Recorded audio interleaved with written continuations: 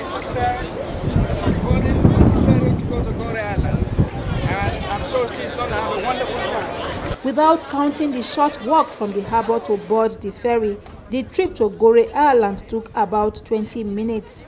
With so much historical size to offer, the island is about 900 meters long and 300 meters wide, with a native population of 1,400 inhabitants. Goree Island is the place where millions of Africans left Africa to go to Americas, but also to West Indies and other countries. Elected over 10 years ago, Augustine Senghor is the mayor of the UNESCO World Heritage Site, where the only form of transportation is by foot. It was classified in 1978, the first generation of site which was classified by UNESCO as a World Heritage.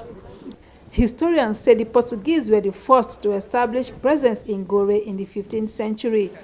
Filled with colonial-style buildings, the mosque, which is one of the oldest, was built in 1536 and still used by the inhabitants to date.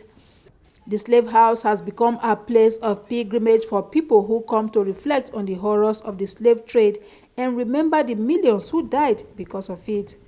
But of course we knew, and we know now that we did come from here in this area, and we've always known that. But this is my first time to get back here, and just to have a glimpse of,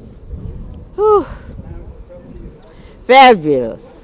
And I would advise anybody, just if you have to sell peanuts on the street to get here, do that. The Africans were not allowed to speak to each other, so they brought this thing. This is how they were communicating. 300 years ago, an estimated 20 million Africans were held in the slave house before they were transported across the Atlantic to be sold as slaves in America.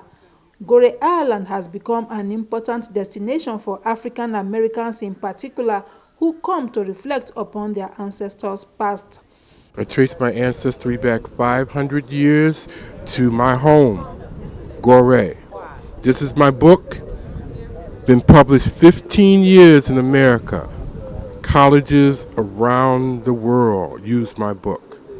Now I bring it home.